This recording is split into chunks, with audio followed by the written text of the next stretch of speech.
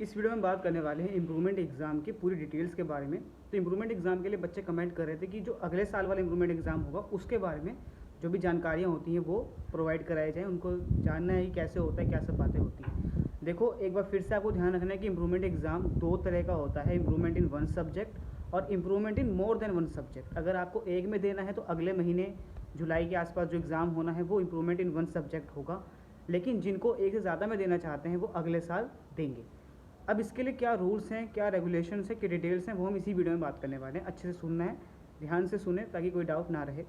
सबसे पहले हम बात करेंगे कि आखिर इम्प्रूवमेंट एग्ज़ाम कौन दे सकता है। वो बच्चा जो पास हो चुका है वो इम्प्रूवमेंट एग्ज़ाम दे पाएगा। किसी की कंपार्टमेंट आ गई है, अगले महीने या फिर जुलाई में जो एग्ज़ाम होगा वो अगर कंपार्टमेंट को पास कर लेता है अगले साल इम्प्रूवमेंट दे पाएगा। जो बच्चा इम्प्रूवमेंट एग्ज़ाम देता है एक सब्जेक्ट में जुलाई के अंदर जो भी एग्ज़ाम होगा, उसके बाद बचे हुए सब्जेक्ट में भी इम्प्रूवमेंट दे पाएगा, अगले साल फिर से इम्प्रूवमेंट के लिए बैठ सकता है। ये नियम है। अच्छा, अब इम्प्रूवमेंट एग्ज़ाम की जो डिटेल्स हैं कि फॉर्म कैसे आते हैं, फॉर्म कैसे भरना होता है। तो इम्प्रूवमेंट एग्ज़ाम आप दो तरह से दे सकते हो, रेगुलरली और प्राइवेटली। रेगुलर का मतलब स्कूल जाकर, और प्राइवेट का मतलब होता है बिना स्कूल जाकर। स्कूल जाने की ज़रूरत नहीं पड़ेगी, उसे प्राइवेट बोलते हैं। और जो स्कूल जाके देंगे वो रेगुलर। तो अगर आप स्कूल जाके देना चाहते हो तो आपकी इच्छा है, आपको स्कूल में बात करनी पड़ेगी। स्कूल वाले अलाउ करेंगे तो आप दे सकते हो, स्कूल वाले मना कर देंगे तो आप नहीं दे पाओगे। स्कूल अगर जाओगे तो फ़ीस देनी पड़ेगी, प्राइवेट करोगे तो फ़ीस नहीं देनी पड़ेगी। क्या कुछ फ़र्क होता है? कुछ वैल्यू का डिफरेंस है? रेगुलर का कुछ फ़ायदा हो जाएगा? ऐसा कुछ नहीं होगा। रेगुलर करोगे, प्राइवेट करोगे, कुछ खास फर्क नहीं पड़ेगा। मार्कशीट तो वैल्यू की सेम रहेगी, कोई फ़र्क नहीं पड़ता। ठीक है, तो प्राइवेट करो, बहुत अच्छा रहेगा। मोस्टली बच्चे 90 से 95% बच्चे इम्प्रूवमेंट के जो होते हैं वो प्राइवेट ही करते हैं, तो आपको प्राइवेट करना चाहिए। ये मेरा सजेशन रहेगा आपको। फ़ीस बचेगी एक, तो आपकी एक टाइम बचेगा, स्कूल नहीं जाना पड़ेगा, घर से बैठ के अपना पढ़ाई करो, अपने दूसरे जेई नीट की तैयारी करो और अपना इम्प्रूवमेंट एग्ज़ाम दो। इम्प्रूवमेंट एग्ज़ाम कितने में भर सकते हो? जितने मर्जी में भर सकते हो। ठीक है, अगले साल जो होगा उसमें जितने मर्जी सब्जेक्ट का आप एग्ज़ाम दे सकते हो, पहली बार। अच्छा, फॉर्म कब आते हैं? फॉर्म आएंगे सितंबर के आसपास, अगस्त सितंबर में फॉर्म आएंगे। यानी कि कंपार्टमेंट एग्ज़ाम का रिजल्ट आने के बाद फॉर्म आते हैं, तो वो सितंबर के आसपास फॉर्म आएंगे। उन फॉर्म को भरना कैसे है? ऑनलाइन सीबीएसई की वेबसाइट पे जाकर अपनी डिटेल भरनी होती है। अपने डॉक्यूमेंट जो भी लगते हैं वो आपसे फ़ोटो मांगते हैं, सिग्नेचर मांगते हैं। वो बहुत ईजी होता है, आराम से फॉर्म भर सकते हो, खुद से भर सकते हो, बिना साइबर कैफ़े जाके भर सकते हो। अगर फ़ोन चलाना आता है और इमेज कंप्रेस करनी आती है, इमेज कंप्रेस कर पाते हो गूगल से जाकर, तो आराम से फॉर्म भर पाओगे। अगर दिक्कत होती है तो 50 रुपये 100 रुपये लेगा फॉर्म वाला, वो आपका फॉर्म भर देगा। ठीक है, जब फॉर्म आएंगे इसी चैनल पे आपको अपडेट मिलेगी। टेलीग्राम पे ज्वाइन करो, टेलीग्राम पे जुड़े रहना, वहीं पे सारी अपडेट्स आएंगी। ठीक है, ये फॉर्म की बात हो गई। जब आप फॉर्म भर लोगे, फॉर्म में आप दोगे अपना एड्रेस, उस एड्रेस पे आपकी मार्कशीट आती है। यानी कि जब आप प्राइवेट एग्ज़ाम दोगे, इम्प्रूवमेंट एग्ज़ाम आपका हो जाएगा, रिजल्ट आएगा, मार्कशीट मिलेगी। तो मार्कशीट कैसे मिलेगी? बाय पोस्ट आती है। तो आप फॉर्म में अपना एड्रेस दोगे, वो एड्रेस जो आप दोगे उसी एड्रेस पे बाय पोस्ट आपके घर पे आती है।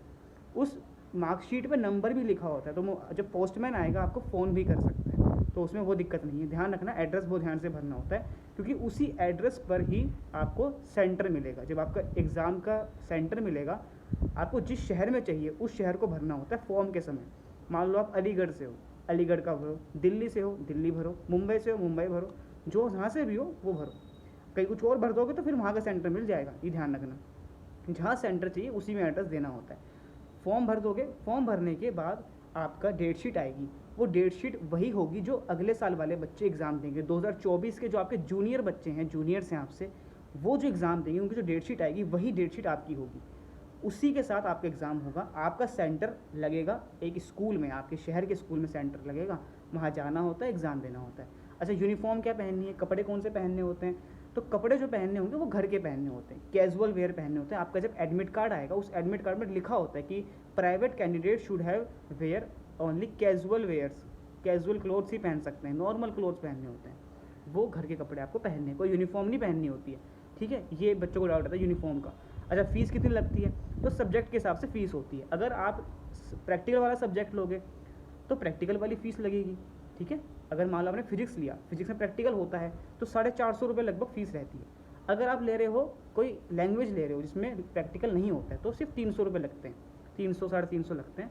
तो इतनी फ़ीस होती है सब्जेक्ट के हिसाब से। यानी कि अगर आप 4-5 में दे रहे हो तो लगभग 2000-2200 में आपका फॉर्म भर जाएगा, इतना ही होता है। ये फ़ीस की बात हो गई। अच्छा, रिज़ल्ट कैसे आता है? रिज़ल्ट ऑनलाइन आता है जैसे होता है वैसे। ठीक है, अच्छा, जो बच्चे जेई की तैयारी कर रहे हैं उनको डाउट रहता है, तो जो जेई की तैयारी कर रहे हैं क्या वो किसी भी नंबर में एग्जाम दे सकते हैं, कितने भी सब्जेक्ट में एग्जाम दे सकते हैं? बिल्कुल।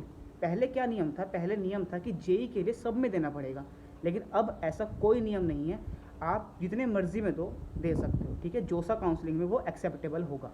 लेकिन जो बिट सेट की तैयारी कर रहे हैं, यानी कि बिट्स पिलानी में जाना चाहते हैं, बिट सेट देना चाहते हैं, वो ध्यान रहे उनको सब में देना पड़ेगा। 5 सब्जेक्ट में आपका इंप्रूवमेंट होना चाहिए, तभी आप बिट सेट के लिए एलिजिबल हो। ये बिट सेट वाले बच्चों के लिए। जो जेई नीट के लिए जितने मर्जी में इंप्रूवमेंट दो, आपकी मर्जी है, ठीक है। 75% अगर आप हो जाता है तो आप एलिजिबल होते हो, अपनी मार्कशीट को सबमिट कर सकते हो। अच्छा, कितनी मार्कशीट हो जाएंगी? 2 मार्कशीट हो जाएंगी। एक मार्कशीट ये मेन एग्जाम की, एक मार्कशीट अगले साल वाली। क्या दोनों कैरी करनी पड़ती हैं? बिल्कुल, दोनों कैरी करनी पड़ती है, दोनों ले जानी पड़ेंगी सेंटर पे। आपको जो मार्कशीट, जब भी आप कहीं एग्ज़ाम देने जाओगे, आप जॉब लेने जाओगे, आप कॉलेज में जाओगे, तो वहाँ पे दोनों मार्कशीट देनी होती हैं। दोनों में से जो बेस्ट मार्क्स होते हैं वो लिए जाते हैं। मान लो इंप्रूवमेंट में मार्क्स कम हो गए, मान लो अभी आपके 70% है, इंप्रूवमेंट में 65 हो गए, तो आप वो मार्कशीट ना यूज़ करो, पहली वाली यूज़ कर सकते हो, ठीक है। तो वो कम नहीं होंगे मार्क्स आपके पहले वाले हो जाएंगे। क्या प्रैक्टिकल देना पड़ेगा? नहीं, प्रैक्टिकल नहीं देना पड़ता है। जो आपके प्रैक्टिकल के मार्क्स इस साल आए हैं वही आगे कैरी फॉरवर्ड हो जाते हैं। अगली जो मार्कशीट आएगी इंप्रूवमेंट की, उसी में वो प्रैक्टिकल के मार्क्स दोबारा मिल जाते हैं, ठीक है। तो जो भी इस साल आपकी प्रैक्टिकल मार्क्स हैं वो आपको दोबारा मिलेंगे, तो प्रैक्टिकल देने की ज़रूरत नहीं पड़ेगी। लेकिन प्रैक्टिकल की फ़ीस देनी पड़ती है। जब आप फॉर्म भरोगे तो प्रैक्टिकल की फ़ीस तो आपको देनी पड़ेगी, ये ध्यान रखना। तो उस समय कन्फ्यूज़ नहीं होना है कि हमारी प्रैक्टिकल की फ़ीस क्यों चली गई, एग्ज़ाम तो होगा नहीं। तो प्रैक्टिकल की फ़ीस सीबीएसई लेता है, लेकिन प्रैक्टिकल करवाता नहीं है, ठीक है। ये प्रैक्टिकल की बात हो गई, ठीक है। तो आई होप लगभग सारे डाउट्स क्लियर हैं इंप्रूवमेंट के। और मेनली ये भी डाउट रहता है बच्चों का कि जो मार्कशीट आएगी क्या उसकी उसमें कुछ चेंजेस होंगे? लिखा होगा इंप्रूवमेंट होगा, इंप्रूवमेंट दिया हमने, बिल्कुल लिखा होता है। उसमें साफ साफ मेंशन रहेगा कि अपीयर्ड फॉर इंप्रूवमेंट, कि इस बच्चे ने इंप्रूवमेंट एग्ज़ाम दिया है, वो लिखा होता है। और उससे कोई दिक्कत नहीं है, उससे कोई भी दिक्कत नहीं है। हमने भी सबमिट करी है इंप्रूवमेंट की मार्कशीट से, हमने भी सबमिट करी है, ऐसी कोई दिक्कत नहीं लगी कि किसी ने हमको कहा हो कि आपने इंप्रूवमेंट क्यों दे दिया है, इंप्रूवमेंट एग्ज़ाम दिया है तो कुछ दिक्कत हो गई, ऐसा नहीं होता है, ठीक है। इंप्रूवमेंट दिया जा सकता है। थोड़ा सा लाइटनिंग की आई थिंक प्रॉब्लम आ रही है, इग्नोर करना, ठीक है। टेम्परेचर बहुत ज़्यादा है तो उससे शायद हो सकता है ऐसा, ठीक है। मेन चीज़। और अच्छा, प्राइवेट लिखा होता है? तो प्राइवेट बिल्कुल लिखा होता है। ये लिखा आता है कि इस बच्चे ने प्राइवेटली एग्ज़ाम दिया, तो वहाँ प्राइवेट कैंडिडेट भी लिखा होगा, स्कूल का नाम नहीं लिखा होता, प्राइवेट कैंडिडेट लिखा होता है। तो ये कोई से कोई फ़र्क नहीं पड़ेगा, ठीक है। आप आराम से इंप्रूवमेंट एग्ज़ाम दो, कोई दिक्कत नहीं है, बहुत अच्छी चीज़ है। आपके मार्क्स बढ़ेंगे और काफ़ी अच्छे तरह से बढ़ सकते हैं, कोई दिक्कत नहीं आएगी। ईजिली एग्ज़ाम दो, और अगर मार्क्स बढ़ते हैं तो कहीं भी आप लगा सकते हो, मार्कशीट वैलिड रहेगी। कोई भी इंप्रूवमेंट एग्ज़ाम को मना नहीं कर सकता है, इस चीज़ का ध्यान रखिए, ठीक है। तो आई होप आपको डाउट समझ आया हो। कोई भी डाउट और रहते हैं तो वो हम आगे फर्दर वीडियोस में बात करेंगे। टेलीग्राम पे नहीं हो तो प्लीज़ ज्वाइन करो, चैनल पर नया है तो सब्सक्राइब करो, वीडियो अच्छी लगे तो लाइक करो।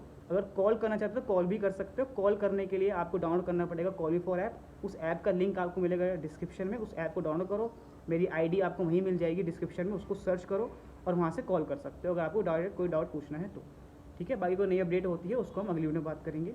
Thank you so much.